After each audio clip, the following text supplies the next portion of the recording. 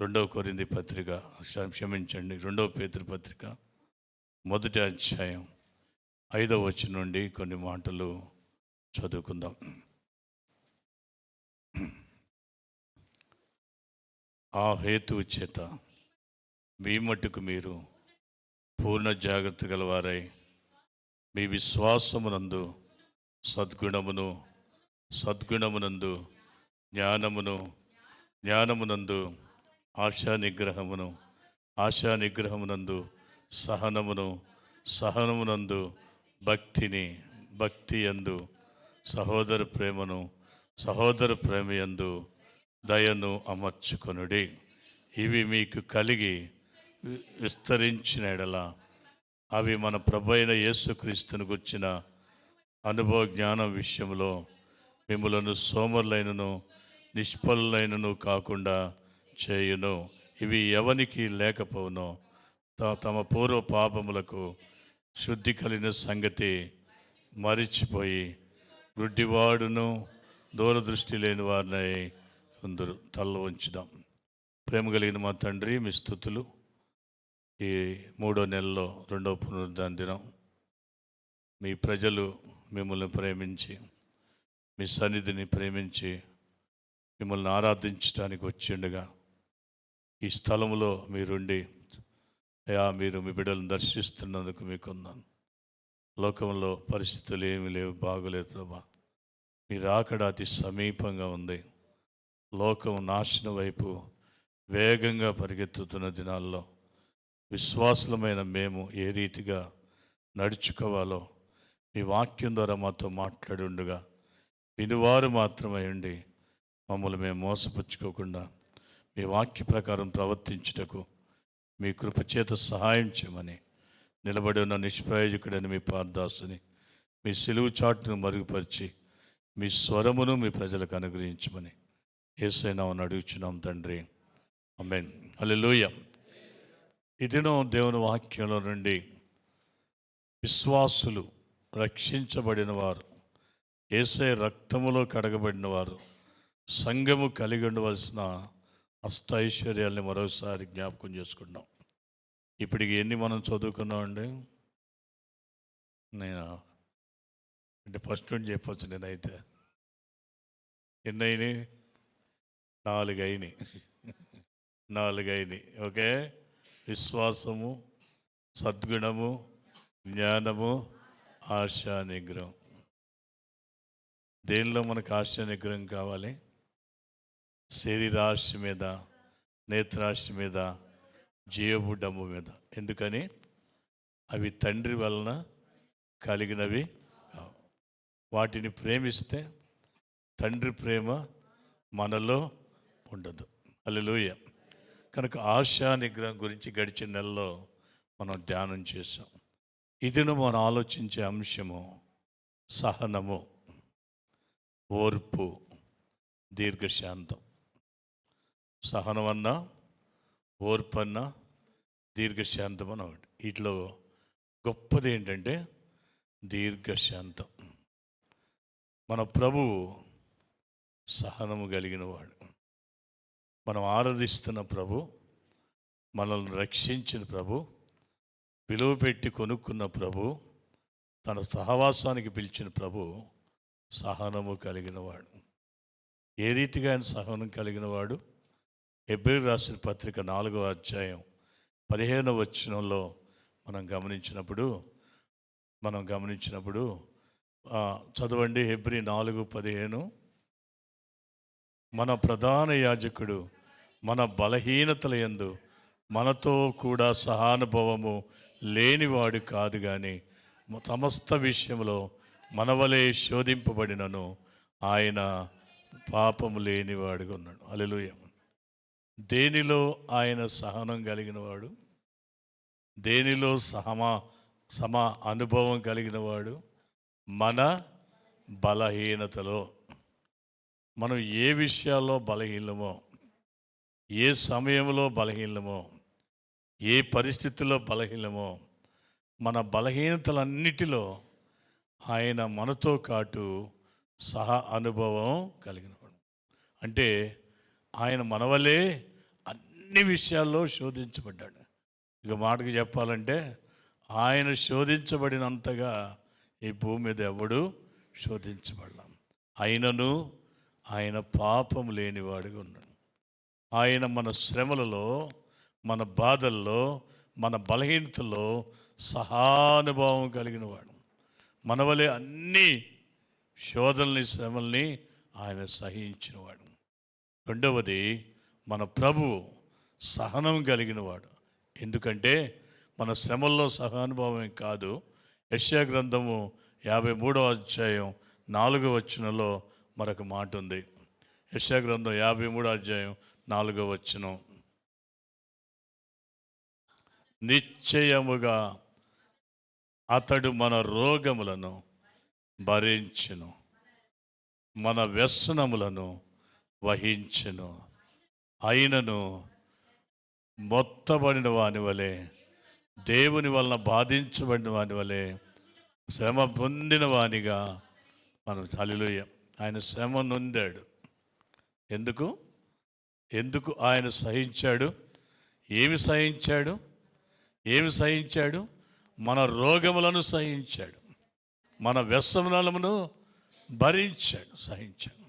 వ్యసనములు అంటే ఏంటి? మన విచారాలు, శారోస్ అని ఉంటుంది. మన విచారాలు, మన రోగాలు, మన విచారాలు సహించినవాడు, భరించినవాడు, మన కొరకు సహించినవాడు, మన శ్రమలలో సహానుభావం కలిగినవాడు, మన రోగములను సహించినవాడు, మన వ్యసనములను సహించినవాడు.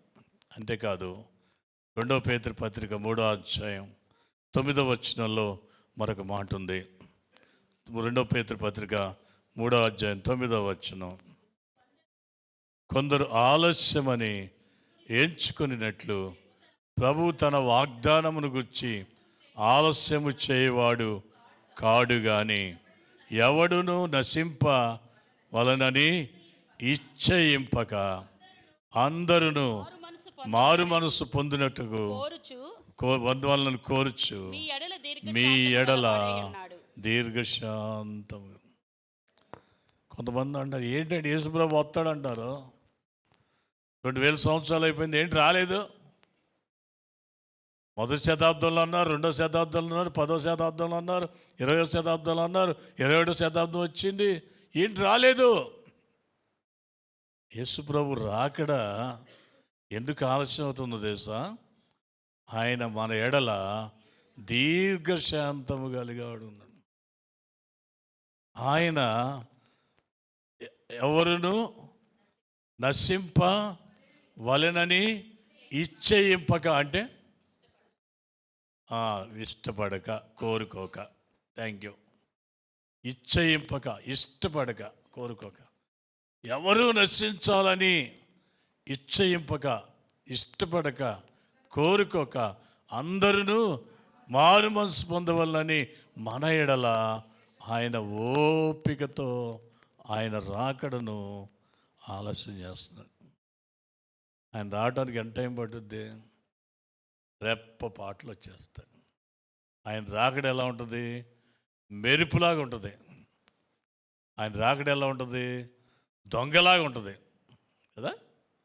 ఆయన రాకడ ఎప్పుడో తెలియదు. ఎందుకు ఆయన రాకడ ఆలస్యమైందంటే, ఎవరు నశించాలని ఇష్టపడక, కోరుకోక, ఇచ్చేయింపక అందరూ మారు మనసు పొందాలని మన ఎడల సహించుచున్నవాడు, మన శ్రమలలో సహానుభావం కలిగిన వాడు, మన రోగములను, మన వ్యసనములను సహించిన వారు, ఎవడును నశింపవలని ఇచ్చేయింపక అందరూ మారు మనసు పొందాలని దీర్ఘశాంతము కలుగుతున్నవాడు మన ప్రభు. ఆయన చక్కటి వాగ్దానం ఇచ్చాడు. మనం సహనం కలిగి ఉంటానికి, మనం ఓర్చుకుంటానికి ప్రభు చక్కటి వాగ్దానం ఇచ్చాడు. యోహాను సువార్త 16వ అధ్యాయం చివరి వచనం, ఇది తెలియని విశ్వాసులు అంటే ఎవరుండరు. ఏమన్నది? యోహాను 16:20 చివరి వచనంలో, నా యందు అమ్మా, నా యందు మీకు సమాధానము కలుగునట్లు ఈ మాటలు చెప్పుచున్నాను, లోకములో మీకు శ్రమ కలుగును, అయినను ధైర్యము తెచ్చుకొనుడి, నేను లోకమును జయించున్నాను. ఇది వాగ్దానం, హెచ్చరిక. వాగ్దానం. ప్రభు అంటున్నాడు, నా యందు మీకు సమాధానం కలిగినట్లుగా, నా వలన మీకు విశ్రాంతి కలిగినట్లుగా, నా వలన మీకు నెమ్మది కలిగినట్లుగా నేను చెప్తాను వినండి. లోకములో మీకు శ్రమ. ఎందుకు లోకంలో శ్రమ కలుగుద్ది? లోకంలో ఎందుకు శ్రమ కలుగుతుంది? మనం లోకంలో ఉంటాం. లోకంలో ఎందుకు శ్రమ కలుగుతుంది? లోకంలో పాపం ఉంది, లోకంలో పాపం విస్తరించింది, అక్రమం విస్తరించింది, ప్రేమలు చల్లారుతున్నాయి. అన్నీ కల్తీ, పాలు కల్తీ, నీళ్ళు కల్తీ, నూనె కల్తీ, అల్లం పేస్ట్ కల్తీ, గాలి కల్తీ, ఆహారం కల్తీ, అన్నీ కల్తీ. మనుషులు ఉదయమే కల్తీ. కరోనా వచ్చినాక ఏమైనా కల్తీ తగ్గిందా? ఎందుకని? అక్రమం పెరిగిపోయింది, భూమి మీద పాపం విస్తరిస్తుంది కాబట్టి మనుషులకు శ్రమలు వస్తున్నాయి. ఆదాము అవ్వలు ఏదేమి తోటలో దేవునికి అవిధేయులు కానంత వరకు వారికి శ్రమలు లేవు. చెమటట్టు వాళ్ళకి తెలియదు. భూమి మీద ముళ్ళ పొదలు గచ్చపొదలు లేవు. కయ్యను అనేవాడు హేబేలును చంపనంత వరకు భూమి నిస్సారం కాలేదు. నాటి నుండి భూమి మీద పాపం విస్తరిస్తుంది కనుక భూమి మీద బతుకుతున్న అందరితో పాటు మనకు కూడా శ్రమలు వస్తున్నాయి. హల్లెలూయా. యేసు ప్రభువుని నమ్ముకున్న నీకు శ్రమలు వస్తున్నాయి, నాకు శ్రమలు వస్తున్నాయి. అయితే ఏంటి వాగ్దానం అంటే, ప్రభు అంటున్నాడు, ధైర్యం తెచ్చుకోండి, నేను లోకాన్ని జయించాను గనుక లోకం మీద మీకు జయమిస్తాను. లోకంలో మీరు ఎదుర్కొనే ప్రతి శ్రమ మీద జయమిస్తాను, ప్రతి శోధన మీద జయమిస్తాను. చక్కటి వాగ్దానం ప్రభుస్తాను. వాగ్దానం చేసిన వాడు నమ్మదగినవాడు. లోకంలో శ్రమ కలుగుద్ది, ధైర్యం తెచ్చుకోండి, నేను లోకాన్ని జయించానని చెప్పిన ప్రభు నీకు నాకు ముఖ్యంగా యేసు ప్రభునందు విశ్వాసం ఇచ్చిన వారికి ఒక గిఫ్ట్ ఇచ్చాడు, ఒక వరం ఇచ్చాడు. అదే ఓర్పు. హల్లెలూయా. యేసు ప్రభునందు విశ్వాసం ఇచ్చిన వారికి దేవుడిచ్చిన గిఫ్ట్ ఏంటి? వరం ఏంటి? లోకం జయించిన ప్రభు ఇచ్చిన వరం ఏంటి? ఓర్పు. ఓర్పు అనేది మనుషులు కలిగి ఉండేది కాదు, దేవుడు అనుగ్రహించేది. యేసు ప్రభునందు విశ్వాసం వచ్చిన వారికి దేవుడిచ్చే వరం. అబ్రహాము ఎలా శోధనలు, అంతా కుమారుని బలిమని ఎట్ట తట్టుకున్నాడండి? యోబు అన్ని శ్రమలు ఎట్ట తట్టుకున్నాడండి? దావీదు అన్ని కష్టాలు ఎట్లా భరించాడండి? పౌలు ప్రభు కొరకు అన్ని శ్రమలు ఎలా భరించాడంటే దేవుడు వారికి ఓర్పునిచ్చాడు. హల్లెలూయా. దేవుని వాక్యంలో రోమీయులకు రాసిన పత్రిక 5వ అధ్యాయం 3వ వచనంలో చెప్పబడుతున్న వాక్యము, శ్రమ ఓర్పు పరీక్ష నిరీక్షణను కలగచేయనని ఎరిగి మనము శ్రమల యందును అతిశయపడు. ఎందుకనగా ఈ నిరీక్షణ మనలను సిగ్గుపరచదు. హల్లెలూయా. శ్రమ ఏం కలిగిస్తుందంట? ఓర్పు కలిగిస్తుందంట. ఓర్పు పరీక్షలో నిలబెడుతుంది. పరీక్షలో మనకి నిరీక్షణ కలుగు.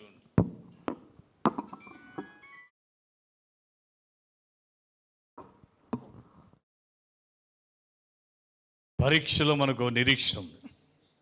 ఏంటా నిరీక్షణ? ఏ శ్రమ అయినా దేవుడు మనకు జయమిస్తాడు. హల్లెలూయా. మన దేవుడు ఎవరు చెప్పనా? మన శ్రమలన్నిటి నుండి విడిపించేవాడు, మన భయములన్నిటి నుండి విడిపించేవాడు, మన ఆపదలన్నిటి నుండి విడిపించేవాడు. 34వ కీర్తన 4వ వచనంలో దావీదు అంటాడు, నాకు కలిగిన భయములన్నిటిలో నుండి. 34వ కీర్తన 6వ వచనంలో దావీదు అంటాడు, నాకు కలిగిన శ్రమలన్నిటిలో నుండి ఆయన నన్ను విడిపించు. 34వ కీర్తన 19వ వచనంలో అంటాడు, నీతిమంతునికి కలుగు ఆపదలు అనేకములు, ఆయనను యెహోవా వాటన్నిటిలో నుండి. హల్లెలూయా. మన దేవుడు ఎవరు? భయములన్నిటి నుండి, శ్రమలన్నిటి నుండి, ఆపదలన్నిటి నుండి విడిపించేవాడు ఏం చేస్తాడు? శ్రమల్లో ఓర్పునిస్తాడు. ఆ ఓర్పు పరీక్షకు నిలబడుతుంది. ఆ పరీక్షలో మనకు నిరీక్షణ ఉంది. ఏంటి? ప్రతి శ్రమలో నుండి ప్రభు మనల్ని విడిపిస్తాడు. అందుకనే యాకోబు పత్రిక 1వ అధ్యాయం 3వ వచనంలో కూడా భక్తుడైన యాకోబు అంటున్నాడు, నా ప్రియ సహోదరులారా, మీ విశ్వాసమునకు కలుగు పరీక్ష ఓర్పును పుట్టించునని ఎరిగి మీరు నానా విధమైన శోధనలో పడినప్పుడు అది మహానందం అని ఎంచుకొనుడే. విశ్వాసానికి ఏం కలిగిస్తుందంట? పరీక్ష ఓర్పును పుట్టిస్తుంది. ఎలా పుట్టింది? దేవుడిస్తాడు. యేసు ప్రభు నందు విశ్వాసం ఉంచిన వారికి, లోకమును జయించిన ప్రభు, లోకంలో మీకు శ్రమ కలుగుద్ది, ధైర్యం తెచ్చుకోండి అని చెప్పిన ప్రభు ఇచ్చే వరం ఏంటో తెలుసా? నీకు ఓర్పునిస్తాడు. నీకు ఓర్పునిస్తాడు. రెండవది 1 కొరింథీ పత్రిక 10వ అధ్యాయం 13వ వచనంలో, 1 కొరింథీ పత్రిక 10వ అధ్యాయం 13వ వచనంలో పరిశుద్ధాత్మ ప్రేరణతో భక్తుడైన పౌలు గారు అంటాడు, సాధారణముగా మనుషులకు కలుగు శోధన తప్ప మరి ఏది మీకు సంభవించదు. హల్లెలూయా. ఏంటండి మనకు వచ్చే శోధనలు? మనుషులకు వచ్చాయే. సాధారణంగా లోకంలో అందరికీ ఎలాంటి కష్టాలు వస్తాయో, ఎలాంటి శ్రమలు వస్తాయో, ఎలాంటి రాగాలు వస్తాయో, ఎలాంటి బాధలు వస్తాయో అవే మనకు వస్తున్నాయి. మనకేం స్పెషల్గా రావు. విశ్వాసులకి ఏమైనా స్పెషల్ రోగాలు ఉన్నాయా? లేవు. అందరికి వచ్చే. మరి సాధారణంగా మనకు కలిగే అందరికి వచ్చే బాధలే వస్తున్నాయి. అయితే ప్రభువు నమ్మదైన వాడు. ఎందుకు? నీవు సహించగలిగినంత కంటే ఎక్కువగా ఆయన శోధింపబడనివ్వడు. అంటే మనం తట్టుకోలేని, మనము సహించలేని, మనం ఓర్చుకోలేని బాధలు, శ్రమలు, రోగాలు దేవుడు రానియడు. ఒకటి, సహించడానికి ఓర్పును పుట్టిస్తాడు. రెండవది, మనం సహించగలిగినంత కంటే ఎక్కువగా రానీయడు. మూడవది, అంతేకాదు సహించుటకు ఆయన శోధనతో కూడా తప్పించుకొను మార్గము కలుగ చేయును. ప్రభు ఏం చేస్తాడు? తప్పించుకునే మార్గం కలుగజేస్తాడు. మన ప్రభు దారి చూపేవాడు కాదు, దారి ఏర్పరిచేవాడు. నీకు ఏ శ్రమ వచ్చినా, ఏ అనారోగ్యం వచ్చినా, ఏ భయం వచ్చినా, ఏ ఆపద వచ్చినా దాని నుండి ఎలా బయటికి తీసుకురావాలో ప్రభువుకు తెలుసు. ఆయన మార్గమును కలగచేసేవాడు. శ్రమలలో ఓర్పును పుట్టించేవాడు. సహించగలిగినంత కంటే ఎక్కువగా శోధింపబడనివ్వనివాడు. తప్పించుకోవడానికి, సహించడానికి, దానిలోండి బయటపడే మార్గం కూడా కలగజేసేవాడు. హల్లెలూయా. మన శ్రమలలో సహానుభావం కలిగిన వాడు, మన కొరకు సహించినవాడు, మన ఎడల దీర్ఘశాంతం కలిగిన వాడు. లోకంలో మీకు శ్రమ కలుగుద్ది, ఆయనను ధైర్యం తెచ్చుకొనండి, నేను లోకాన్ని జయించానని సెలవిచ్చినవాడు. మన శ్రమల్లో, మన భయాల్లో, మన ఆపదలన్నిటిలో జయమిచ్చేవాడు. మనల్ని సహించడానికి మొదటిగా మనకు ఓర్పునిస్తాడు. రెండవది, సహించగలిగినంతకంటే ఎక్కువగా రానివ్వడు. మూడవది, దాని నుండి బయటపడే మార్గం ఆయన కలుగజేస్తాడు. ఎందుకు సహించాలి? దేవుడు మనతో ఆడుకుంటున్నాడా? దేవుడు ఆయన బిడ్డలు ఏడిస్తే చూచి ఆనందించేవాడా? ఆయన దుష్టత్వాన్ని చూచి ఆనందించేవాడా? కాదే. మరి ఎందుకు సహించాలి? ఇదినో 4 విషయాలు నీవు నేను గమనించి ఈ వాక్య పరిచయం ముగించాలని నేను ఆశపడతాను. ఎందుకు సహించాలి? నెంబర్ 1, పేతురు రాసిన మొదటి పత్రిక 1వ అధ్యాయం 6వ వచనం చదవండి. పేతురు రాసిన మొదటి పత్రిక 6వ వచనం చదవండి.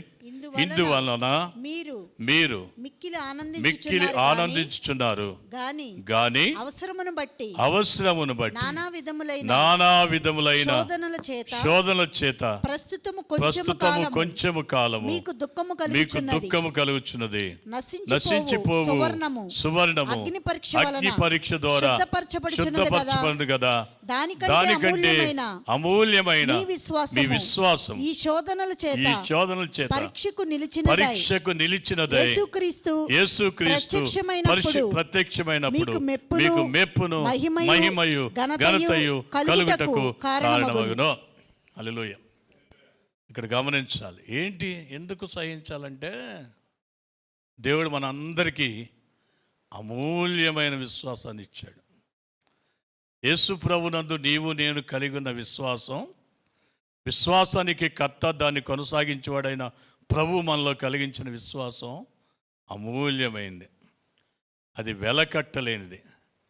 ఈ అమూల్యమైన విశ్వాసంలో, ఈ విశ్వాస జీవితంలో చాలాసార్లు కళంకము, కల్మషము, దుష్టత్వము అనేవి ప్రవేశిస్తూ ఉంటాయి. కళంకము, కల్మషము, దోషము, దుష్టత్వం ప్రవేశిస్తూ ఉంటాయి. వీటిని సరిచేయటానికి, వీటిని తొలగించటానికి, వాటిలో నుండి మనలను పవిత్రులుగా చేసి పరీక్షకు నిలిచిన మేలిమి బంగారం వలె మన విశ్వాసాన్ని జరిగించి యేసుక్రీస్తు ప్రత్యక్షమైనప్పుడు ఆయన వలన మెప్పును మహిమను ఘనతను పొందటానికి మనల్ని శ్రమల గుండా ప్రభువు నడిపిస్తాడు. పేతురు గారు ఇక్కడ అంటున్నాడు, అవసరాన్ని బట్టే, అనవసరంగా కాదు. అబ్రహాము తన కుమారుడైన ఇస్సాకుని బాగా ప్రేమిస్తున్నాడు. అలాంటి సమయంలోనే దేవుడు అబ్రహాముకు పరీక్ష పెట్టాడు. అబ్రహామా, నీవు ప్రేమించిన నీవు కుమారుణ్ణి, నీకు ఒక్కగానొక్క కుమారుణ్ణి మోరియా దేశాన్ని తీసుకుని వెళ్ళి నేను నీకు చూపించి పర్వతం మీద ఒక దాని మీద అతన్ని దహన బలిగా అర్పించమన్నాడు. అబ్రహామును విశ్వాసులకు తండ్రిగా చేసింది ఆ పరీక్షే. ఆ పరీక్షలో అబ్రహాము నిలబడకపోతే విశ్వాసులకు తండ్రి అయ్యేవాడు కాదు. అబ్రహామును ఆ పరీక్షలో ఓర్పును ప్రభు ఇచ్చాడు, తట్టుకునే శక్తినిచ్చాడు, ప్రభువు నిలబెట్టాడు. అబ్రహాం విశ్వాసం ఒకటే, నా దేవుడు మాట ఇచ్చి మాట తప్పటానికి నరుడు కాదు. ఇస్సాకు వలననైనదే నీ సంతానం అని చెప్పాడు కాబట్టి నా కుమారుని ఇస్సాకును బలిగే అమ్మన్నాడు కనుక, ఒకవేళ నా కుమారుని బలిచ్చిన నా దేవుడు మృతుల్లో నుండి నా కుమారుని సజీవుడిగా చేస్తానికి శక్తివంతుడు అని నమ్మాడు. ఆ పరీక్షలో మరి ఆ అబ్రహాము ఎదుర్కొంట ద్వారా, సహించుట ద్వారా, నిలుచుట ద్వారా అబ్రహాం విశ్వాసులకు తండ్రి అయ్యాడు. విశ్వాసి, ప్రభువు నిన్ను ఆత్మీయ జీవితంలో ఉన్నతమైన స్థితికి తీసుకెళ్ళటానికి, నీ జీవితంలో ప్రభువుకి నీకు మధ్య నీ విశ్వాస జీవితంలో ఉన్న కళంకాలు, కల్మషం, మలినం తీసివేయటానికి కొన్నిసార్లు శ్రమల గుండా, అనారోగ్యాల గుండా, ఆపదల గుండా, అవమానాల గుండా ప్రభు నడిపిస్తాడు.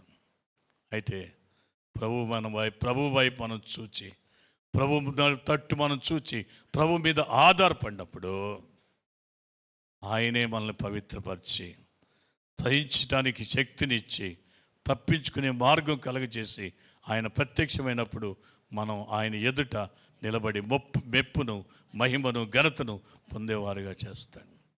కనుక ఎందుకు ప్రభు సహించమంటున్నాడు, తన ప్రజల బిడ్డల్లో ఆయన శ్రమల గుండా అనుమతిస్తున్నాడంటే, ఒకటి మన అమూల్యమైన మన విశ్వాసము అది శుద్ధి చేయబడటానికి, దానిలో ఉన్న కల్మషము, కళంకము, మచ్చ, డాగు అన్నీ తొలగించడానికి దేవుడు మనల్ని సహనం కలిగి ఉండటానికి శ్రమలను అనుమతిస్తాడు.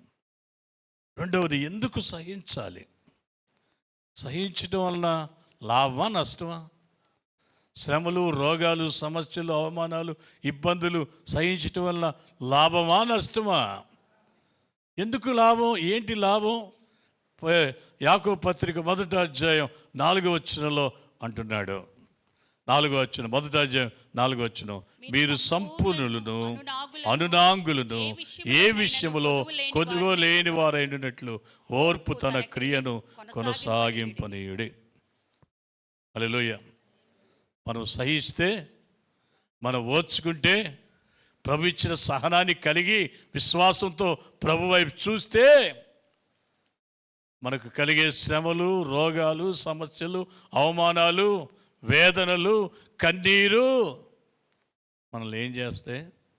సంపూర్ణులుగా చేస్తాయి. హల్లెలూయా. సంపూర్ణులు అంటే పర్ఫెక్ట్ అని ఉంటుంది ఇంగ్లీష్లో. ఖచ్చితమైన వారంగా, నిక్కచ్చిగలిగిన విశ్వాసలే మనం చేస్తాయి. రెండవది అనునాంగులు అంటే ఏంటి? అనునాంగులు అంటే ఏంటి? కొన్ని పదాలు తెలుగు బైబిల్లో మనకు అర్థం కాదు. Very good, thank you. ఏ లోపము లేనివారు, ఏ విషయంలో? ఆత్మీయ జీవితంలో ఆత్మీయంగా ఎదుగటానికి అనునాంగులంటే ఆత్మీయంగా ఎదిగేవారు.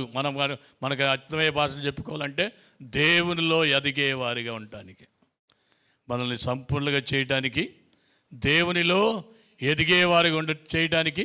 మూడవది ఏ విషయములో కొదువలేని వారుగా చేయటానికి. దేవుడు శ్రమలను, సమస్యలను, అనారోగ్యాలను అనుమతిస్తాడు. ఆయన ఓర్పును పుట్టిస్తాడు. సహించగలిగినంతకంటే ఎక్కువగా రానివ్వడు. తప్పించుకునే మార్గం ఆయనే కలుగజేస్తాడు. ఎందుకు మనం సహించాలంటే, ఒకటి మన విశ్వాసము పవిత్రపరచబడటానికి. 2 ప్రభు బిడ్డలంగా మనం సంపూర్ణం ఆధ్యాత్మికంగా ఎదిగి ఏ విషయంలో కొదువలేని వారిగా ఉండటానికి. మూడవది తిమోతికి రాసిన 2వ పత్రిక 2వ అధ్యాయం 12వ వచనం.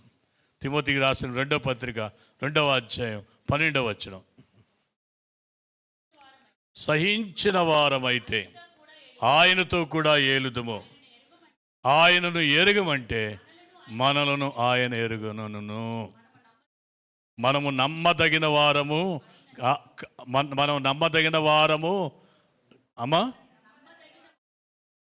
మనం నమ్మదగిన వారమైనను, నమ్మదగని వారమైనను ఆయన నమ్మదగిన. మనం నమ్మదగిన వారం, మనం నమ్మదగని వారం కదా.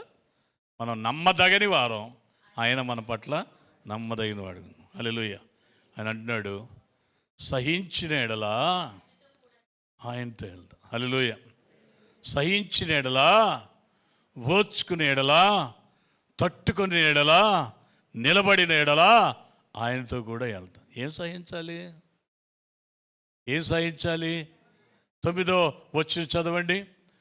2 తిమోతి పత్రిక 2వ అధ్యాయం 9వ వచనం. నేను నేరస్తుడనై ఉన్నట్లు ఆ సువార్త విషయమై సంకెళ్లతో బంధించబడి శ్రమపడుచున్నాను. అయినను దేవుని వాక్యము బంధింపబడి ఉండలేదు. హల్లెలూయా. ఏం సహించాడు పౌలు గారు? ప్రభువు నిమిత్తము శ్రమలు. హల్లెలూయా. ప్రభువు కొరకు శ్రమలు, సువార్త కొరకు శ్రమలు, సత్యము కొరకు శ్రమలు. వాటిని సహిస్తే మనం వెళ్తాం. ప్రభు అంటున్నాడు మత్తయి సువార్త 5వ అధ్యాయం 12వ వచనంలో, నా నిమిత్తము జనులు మిమ్మను నిందించి హింసించి మీ మీద అబద్ధముగా చెడ్డ మాటలెల్లా పలికినప్పుడు మీరు సంతోషించి ఆనందించండి. మీరు ధన్యులు, పరలోకములో మీ సంతోషము పరిపూర్ణము. హల్లెలూయా. ఏంటండి? ఏం భరించాలి? ప్రభు నిమిత్తము శ్రమను, ప్రభు నిమిత్తము నింద, ప్రభు నిమిత్తము హింస. నా నిమిత్తము జనులు మిమ్మును నిందించి హింసించి మీ మీద అబద్ధముగా చెడ్డ మాటలెల్లా పలికిన. హల్లెలూయా. ప్రవీణ్ పగడాలు కానీ చంపేశారు. ఏమని నిందేశారు? తాగుబోతాడు, తాగాడు, యాక్సిడెంట్ అయి వచ్చాడు. ఎంత భయంకరం.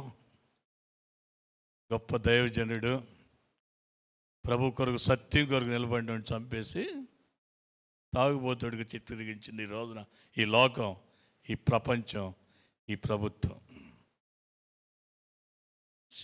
ఇలాంటి ఎన్నో ఎదుర్కోవాలి. రాబోయే దినాలు బహు భయంకరంగా ఉన్నాయి. నార్త్ ఇండియాలో ఎంతో భయంకరంగా మన ప్రియులు సహిస్తున్నారు. అక్కడ ఏదైనా బర్త్డే ప్రేయర్ పెట్టుకోవాలన్నా ప్రాబ్లమే.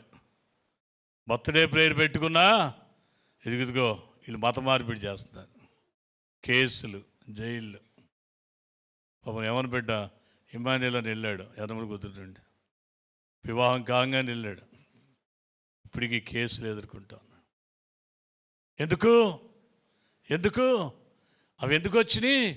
ప్రభు నిమిత్తం నిందలు, అవమానం, హింస, అబద్ధాలు.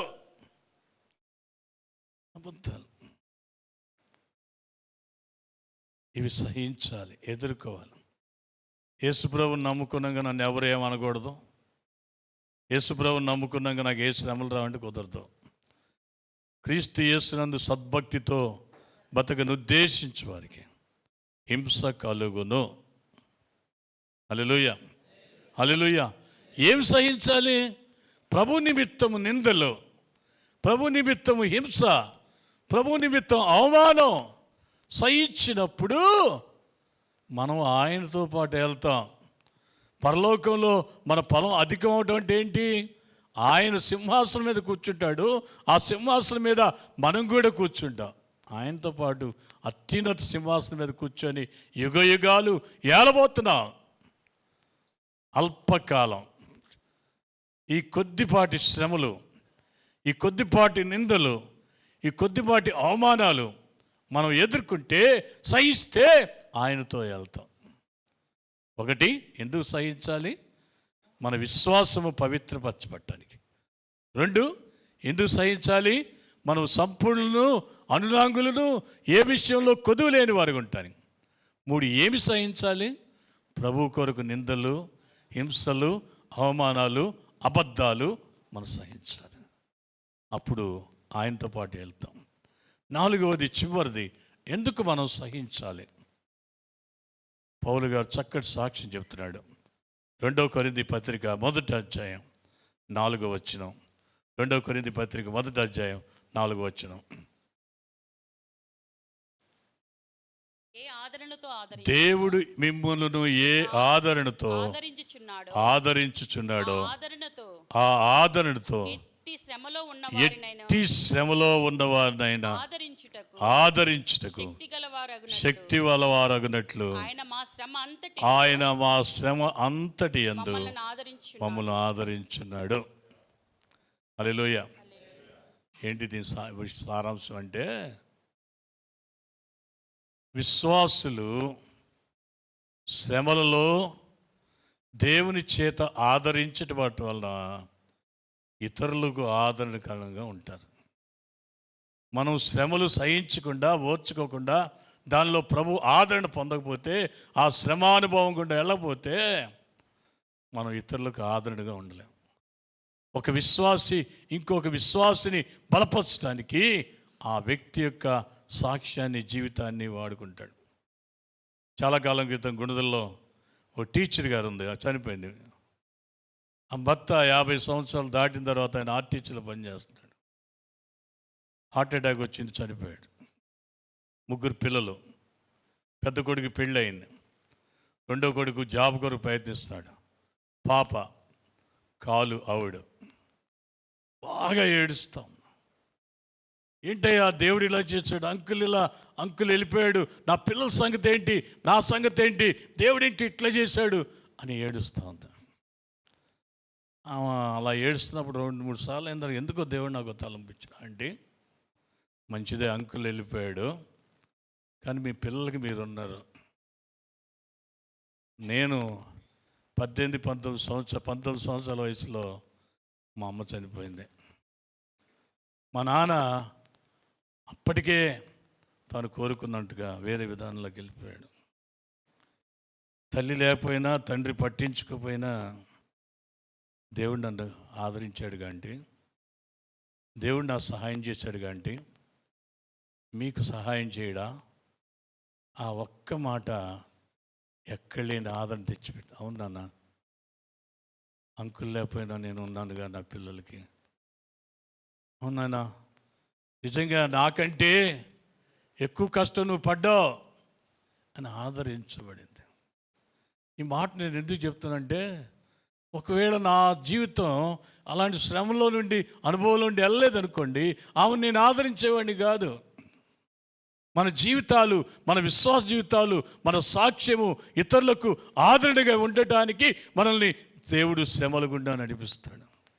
మనకి పాఠాలు నేర్పిస్తాడు, మనకు విజయాలు ఇస్తాడు. వాటి ద్వారా మనం ఇతరులకు ఆదరణకరంగా ఉంటాం.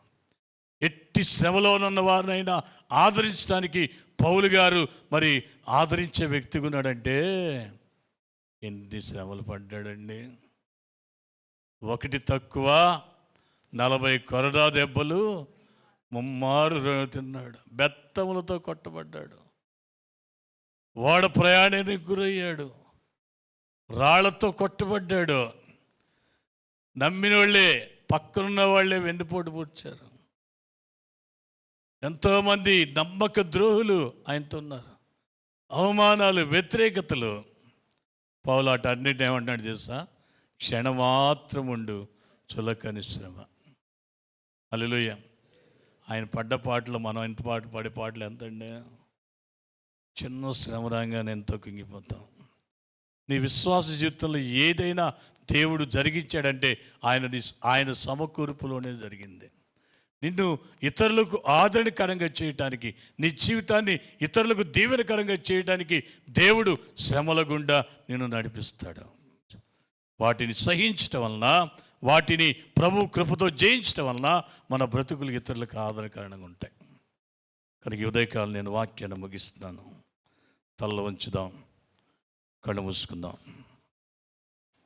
మన ప్రభు సహనము కలిగిన వాడు, మన శ్రమలలో సహానుభావం కలిగిన వాడు, మన కొరకు రోగములను, వ్యసనములను భరించినవాడు, ఎవడు నశించాలని నిశ్చయింపక అందరూ మారుమనసు పొందాలని దీర్ఘశాంతముతో చేతులు చాపినవాడు, ఆయన లోకమును జయించినవాడు, శ్రమలను జయించినవాడు, నీకు నాకు జయమిచ్చేవాడు.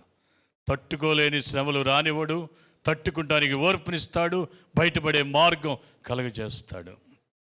ఎందుకు నిన్ను శ్రమల గుండా, ఇబ్బందుల గుండా, అనారోగ్యాల గుండా, అవమానాల గుండా నడిపిస్తున్నాడంటే నీ విశ్వాసాన్ని పవిత్రపరచడానికి, నిన్ను సంపూర్ణునిగా, అనునాంగులుగా, ఏ విషయంలో కొదువులేని వారుగా చేయటానికి, ఆయనతో పాటు ఏలటానికి, అనేకులకు నిన్ను ఆదరణకరంగా చేయటానికి ప్రభుకు అప్పగించుకుందాం. దైవజనులు ప్రార్థనలు నడిపిస్తారు.